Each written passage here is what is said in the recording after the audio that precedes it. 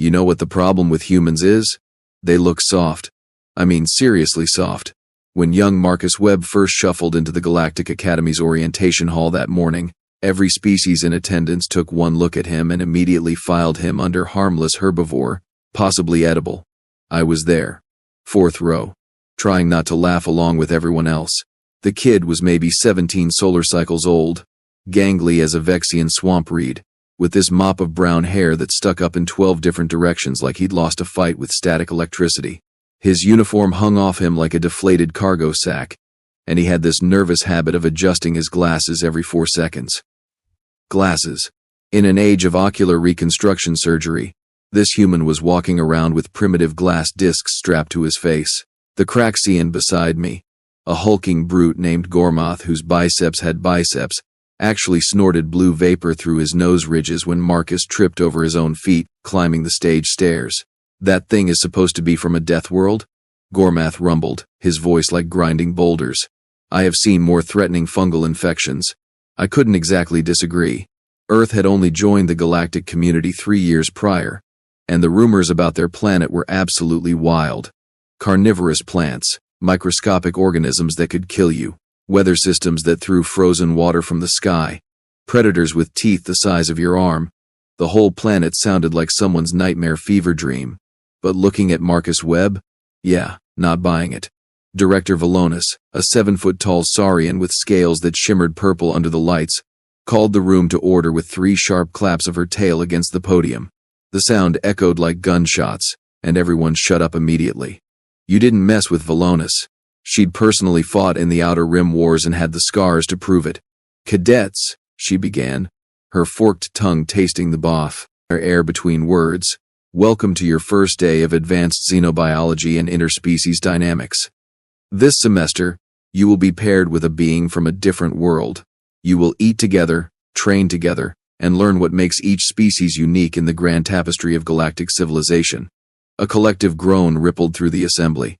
Nobody wanted to be stuck babysitting some alien with completely incompatible biology. Last year, a methane breather got paired with an oxygen user, and that was a disaster that required 3 separate medical interventions. Velonis's eyes, cold and reptilian, swept across the crowd. The assignments are final. No exceptions, no complaints, no transfers. When I call your name, stand with your partner. She began reading from her datapad, and one by one, cadets shuffled around to find their matches. I was half paying attention, mostly hoping I'd get paired with someone competent, when I heard my name. Krix of the Thorian Empire. I stood up, all 4 arms stretching slightly to work out the kinks from sitting too long. Marcus Webb of Earth. Oh no. Oh no no no. The human boy looked up from where he'd been studying his shoes like they contained the secrets of the universe, saw me, and gave this awkward little wave. His hand moved too fast, too jerky, and he nearly smacked himself in the face with his own palm. Gormoth absolutely lost it, laughing so hard he had to hold his sides. Good luck, Krix. Try not to let your partner die of clumsiness before midterms. I made my way down to where Marcus stood, each step feeling heavier than the last. This was going to be a long semester. The kid looked like a stiff breeze would snap him in half, and I was supposed to trust him to watch my back during combat simulations? Hi, Marcus said brightly, extending one of his weirdly proportioned 5-fingered hands. I'm Marcus, but you can call me Mark if you want. Or Marcus. Either is fine. Really, whatever works for you. I clasped his hand briefly with my lower right manipulator. His skin was warm, almost hot compared to my own cooler biology, and soft. Stars above, it was like shaking hands with a sponge wrapped in silk. Krix, I said shortly. Thorian warrior caste, 3rd generation, specializing in tactical operations. Oh wow, that sounds amazing. His enthusiasm was like getting hit in the face with concentrated sunshine. I'm just, human. We don't really have castes or anything. I'm pretty good at math though, and I can hold my breath for almost 2 minutes, which is apparently unusual for humans, but I practiced a lot in the community pool back home. Before I could formulate a response to that absolutely riveting information, Velonis spoke again. In addition to your partner assignments, each pair will be responsible for 1 non-sentient species from your partner's home world. These creatures will help you understand the ecosystems and evolutionary pressures that shaped your classmates' development. A series of cages and containment fields materialized along the back wall, shimmering into existence via teleportation matrix. I could see all sorts of creatures, from the massive to the microscopic displayed on hollow screens. Krix and Marcus, Volanus read, "You have been assigned specimen Delta 7, the honey badger." Marcus went completely white. Like, all the color drained from his face in about half a second. He said, his voice suddenly very small. "Director Volanus, are you sure? Maybe we could have something else? A rabbit? Rabbits are nice. Or maybe a goldfish?" Volanus fixed him with a stare that could freeze hydrogen. "The assignments are final. Cadet Webb. Do you have a hearing impediment I should be aware of?" "No, ma'am." "Sorry, ma'am." A cylindrical containment field floated toward us, and I peered inside to see what had spooked my apparently cowardly partner. The creature was small, maybe 2 feet long, with a stocky body covered in grayish-black fur. It had a white stripe running from its head down its back, and it was currently digging at the bottom of its enclosure with surprisingly large claws. "It is tiny," I observed. "What danger could something so small possibly pose?" Marcus made this strangled sound in the throat. "Krix, listen. Honey badgers are kind of, well, they're sort of famous back home for being absolutely, completely, 100% insane." I laughed. I actually laughed right in his face. This small furry thing? You are afraid of this?" "Not afraid," Marcus corrected quickly. "Just respectful. Very, very respectful. There's a difference." Gormath had wandered over to inspect our assignment, still chuckling. "The human is scared of his own planet's creatures. This is perfect. I got a Vrexian silk moth. Beautiful, peaceful, absolutely harmless. You got stuck with the Earth boy and his terrifying mouse." The honey badger, as if understanding it had been insulted, looked up and made direct eye contact with Gormath. Then it did something I'd never seen an animal do before. It smiled. Not a friendly smile. Not even close. This was the kind of smile that said, "I know exactly where your vital organs are located, and I'm just waiting for this force field to drop." Gormath's laughter died instantly. "Attention, cadets." Volanus's voice cut through the chatter. "Your creatures will remain in secure containment until you complete the first 3 weeks of xenobiology safety training. During this time, you will study their behaviors, dietary needs, and environmental requirements. Failure to properly care for your assigned species will result in immediate dismissal from the program." The rest of the orientation passed in a blur of rules, regulations, and dire warnings about what would happen if we accidentally started an interstellar incident by feeding someone's religious icon to our animal specimens. Marcus took notes on an actual paper notebook, his hand moving in quick scratches across the page while I recorded everything to my neural implant like a normal person. When we were finally dismissed, I turned to properly assess my partner. He stood there with his datapad clutched to his chest, looking around the grand hall with wide eyes like he couldn't quite believe he was really here. "So," I said, trying to inject some diplomacy into my tone, "tell me about yourself, Marcus Webb of Earth. What brings a human to the Galactic Academy?" His face lit up immediately. "Oh, well, I've always been fascinated by alien cultures and xenobiology. Earth only joined the galactic community 3 years ago, and I was one of the first people to actually meet an alien species when the Valorian diplomatic ship landed near my hometown. I was 14, and I spent the whole afternoon asking their ambassador questions until my mom literally had to drag me away for dinner. She was so embarrassed, but Ambassador Thralis was really nice about it. He even gave me a data chip with information about different species, and I fell in love with the idea of maybe helping humans understand our place in this enormous, incredible universe." He said it all in one breath, words tumbling over each other like a dam had burst. "And your family supported this decision?" I asked, genuinely curious. Among Thorians, joining the military was expected, required even. But humans apparently had choices. "My mom was worried," Marcus admitted. "But my dad said if I was going to dream, I should dream big. He's the one who helped me fill out the academy application. It took me 7 tries to get accepted, but I finally made it this year. 7 tries. This kid had been rejected 6 times and kept trying. That showed either admirable persistence or complete stupidity. Possibly both. Come on, I said, gesturing with my upper left arm toward the dormitory wing. Let us find our quarters and review the syllabus.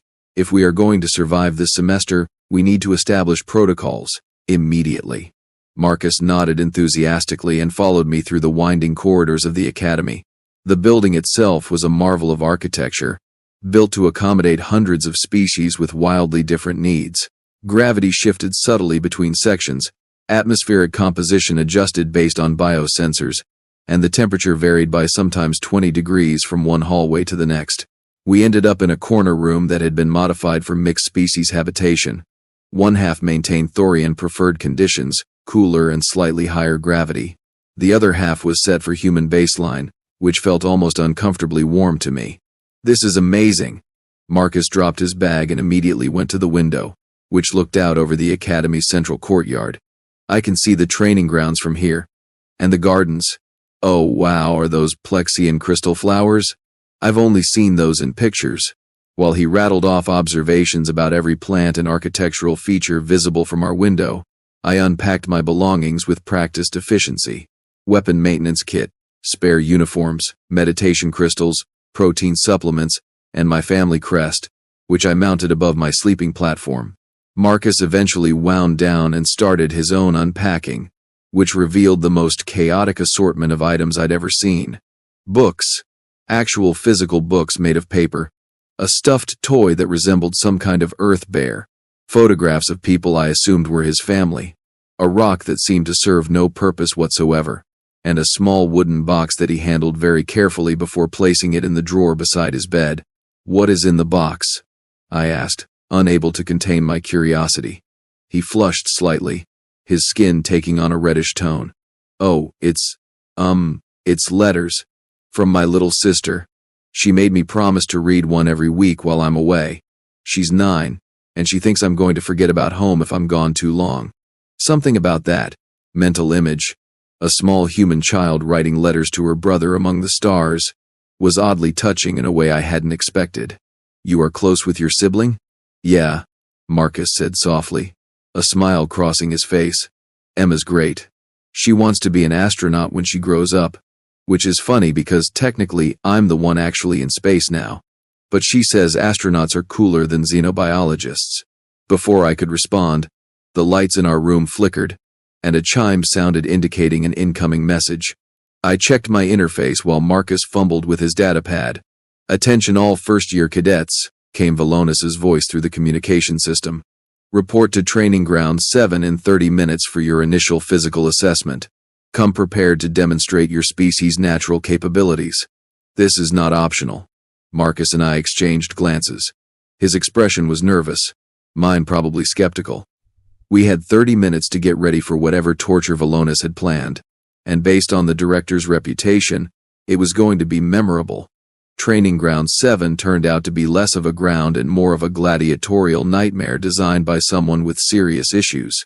Picture a massive dome, easily 300 meters across, filled with obstacles that ranged from mildly dangerous to absolutely suicidal, climbing walls that shifted and moved, pools of various liquids, some of which were definitely acidic based on the warning signs, suspended platforms that swayed in artificial wind, and right in the center, a holographic display showing our names and current rankings.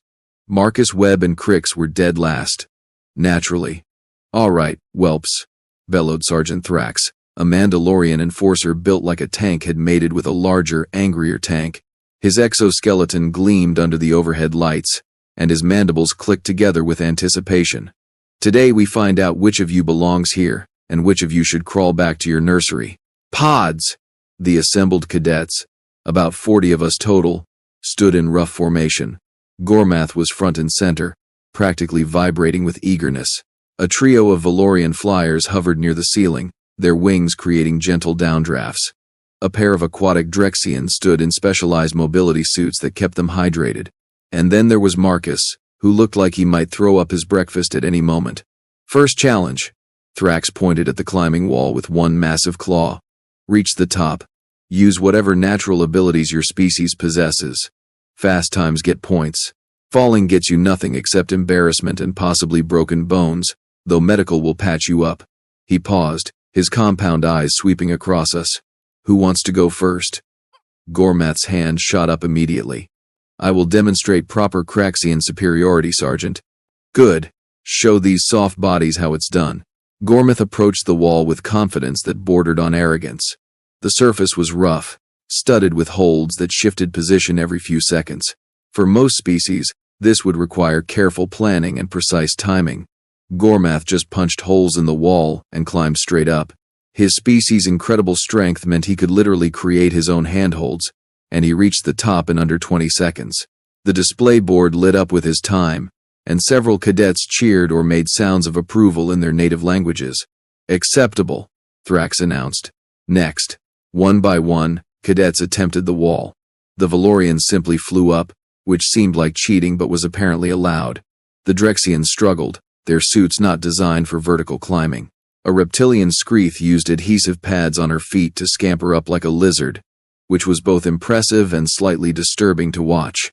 Then it was my turn. I stepped up to the wall, flexed all four arms, and began climbing. Thorian physiology gave me advantages in reach and grip strength. Plus, my Thespecius had excellent spatial awareness. I made it to the top in 38 seconds, which put me solidly in the middle of the pack. Adequate. Thrax grunted. Human. You're up. Marcus walked to the wall like he was walking to his own execution. He stared up at the shifting surface, adjusted his glasses 3 times, and took several deep breaths. Sometime today, Webb, Thrax shouted. Marcus jumped, grabbed a hold, and started climbing. And immediately, I understood why Earth was classified as a death world. The kid was slow, painfully slow compared to most species. But he didn't stop. Holds vanished under his fingers, and he'd adjust, find new ones, keep moving.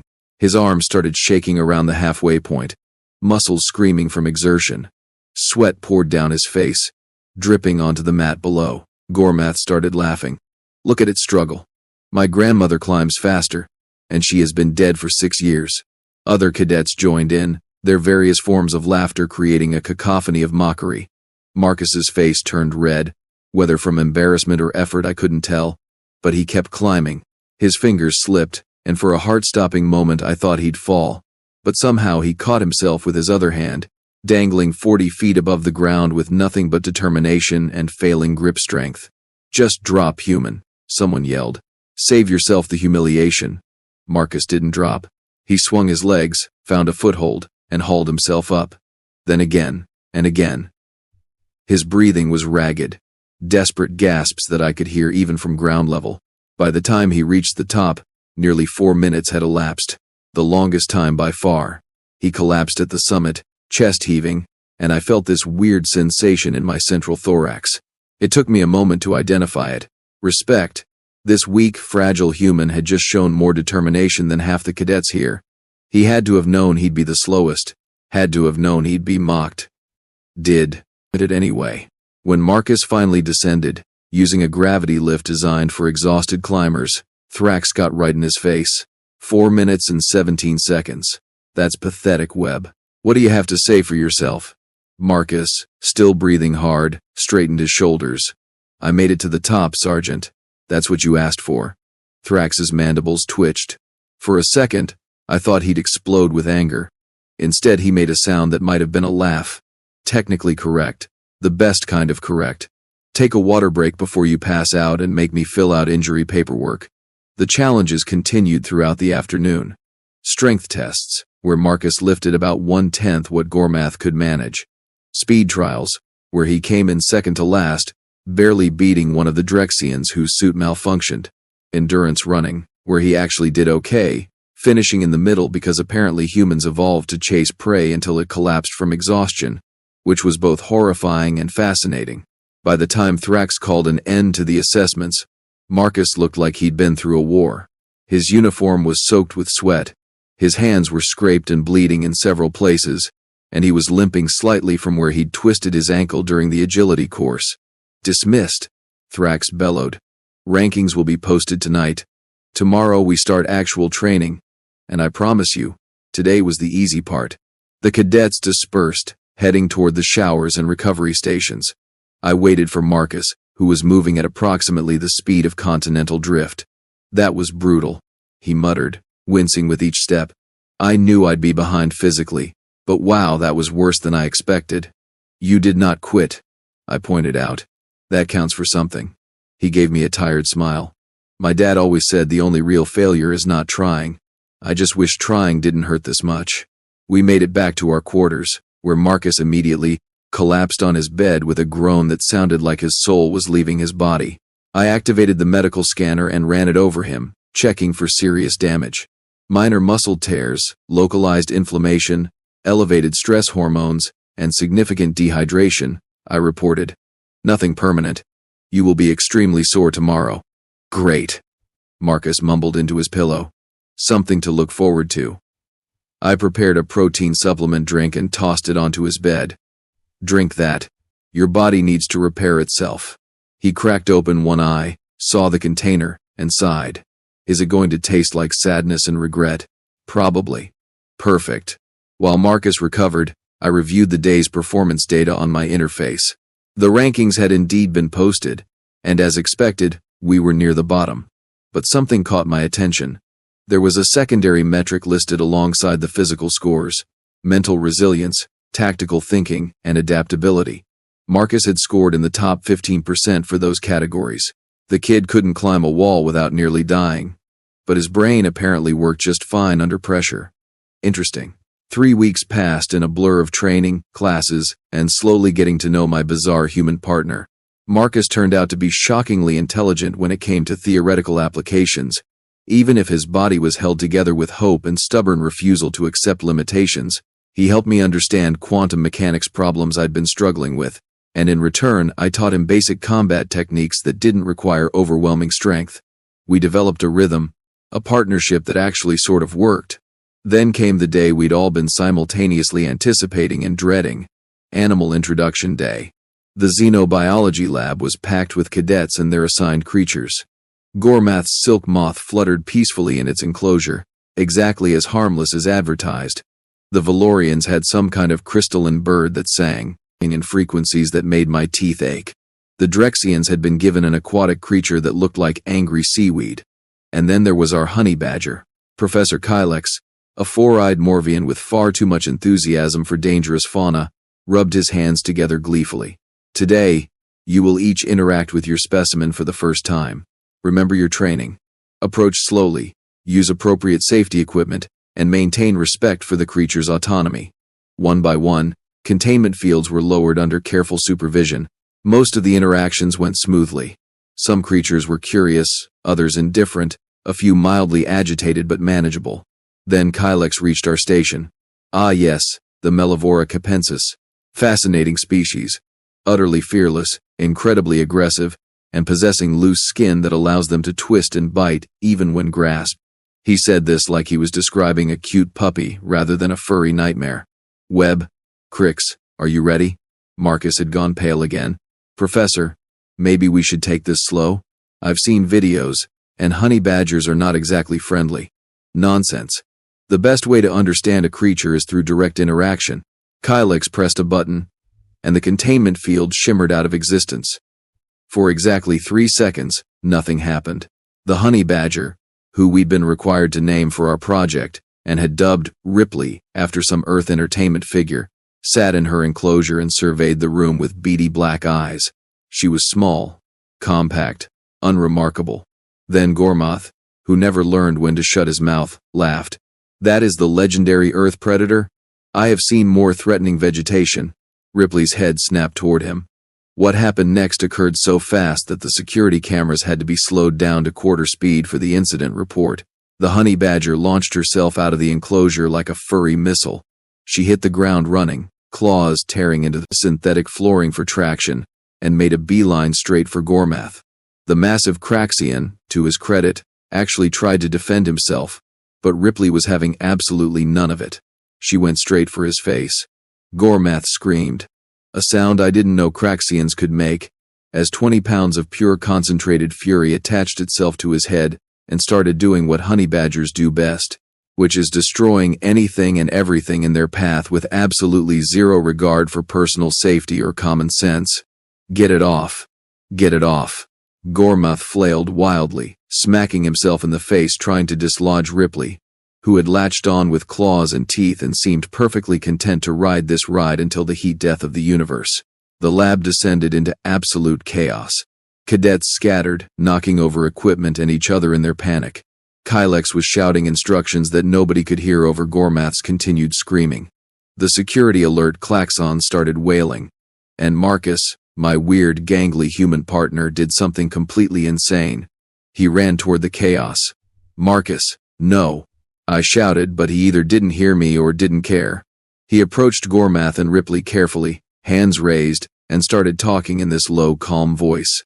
Hey there, Ripley. Hey girl. I know you're upset. That's okay. You're allowed to be upset. But maybe we could take a break from the face eating? Just for a minute? The honey badger, impossibly, paused. Still attached to Gormuth's head, still clearly ready to resume violence at any moment, but paused. Marcus slowly reached into his pocket and pulled out something small. I've got a treat here. Premium quality earthworm jerky. Your absolute favorite, according to the dietary research. Want to trade? You let go of the nice Kraxian, and you get the delicious snack. Ripley's nose twitched. That's right, Marcus continued, his voice steady despite the fact that he was negotiating with a land-based psychopath. Nobody here wants to hurt you. You're safe. You're just scared because everything is new and that big guy said mean things. But we're cool now, right? We're all friends here. He held out the treat, and after a moment that felt like an eternity, Ripley released her grip on Gormuth's face and dropped to the ground. She waddled over to Marcus, snatched the jerky from his hand, and proceeded to eat it while maintaining eye contact in a way that clearly said, I'm only cooperating because I choose to, not because I have to. Gormuth collapsed, his face covered in scratches and bite marks, blue blood trickling from multiple wounds. Medical drones immediately swarmed him, administering first aid while he whimpered pathetically. The entire lab was silent, except for the sound of Ripley crunching her treat. Professor Kylix slowly approached, his 4 eyes wide with what might have been awe or terror, possibly both. That was the most remarkable display of xenozoological communication I have witnessed in 30 years of teaching. Marcus carefully scooped Ripley up, supporting her body properly, and she allowed this indignity with only minimal squirming. She's not mean, Professor. She's just really, really good at her survival strategy, which is making everything else regret existing. Director Vilonis appeared in the doorway, having apparently sprinted from her office. She surveyed the destroyed lab, the injured Gormuth, and Marcus standing there calmly holding a honey badger like this was a completely normal situation. Explain, she said flatly. Now. Kylix jumped in before anyone else could speak. The honey badger reacted to perceived aggression with species-appropriate defensive behavior. Cadet Webb successfully de-escalated using behavioral psychology and positive reinforcement. It was actually quite educational. Vilonis's tail swished dangerously. Educational. You call this educational? I have the whole thing recorded for the training archive, Kylix said, brightly, apparently missing the very real danger of being fired. Vilonis turned her attention to Marcus. You willingly approached an attacking predator? Yes, ma'am. Why?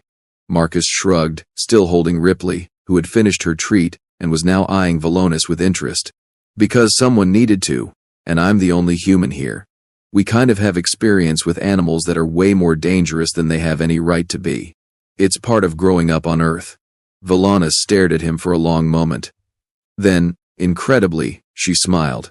It was a terrifying smile, all teeth and predatory satisfaction, but definitely a smile. Interesting. Krix, it appears your partner is less useless than initial assessment suggested. I looked at Marcus, who was now gently scratching Ripley behind the ears, while she made a sound that was probably contentment, but could also have been plotting, and felt that strange sensation in my thorax again. Yes, Director, I said slowly. It would appear so. The rest of the semester proved that first impression correct.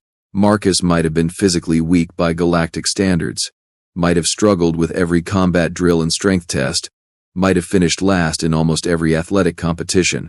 But when it came to creative thinking, problem-solving under pressure, and understanding behaviors that others dismissed or feared. The skinny human kid from Earth was absolutely unstoppable. We ended up graduating in the top 20% of our class. Not bad for the pair everyone had written off on day one. And Ripley? She became something of a legend at the Academy. A small, fuzzy reminder that on Earth, and among humans in general, you should never judge based on size alone. Because sometimes, the smallest things have the biggest roar. And sometimes, the weak-looking kid who everyone laughs at is the one who'll be standing tall when the dust settles, holding a honey badger, and smiling like he knew it all along.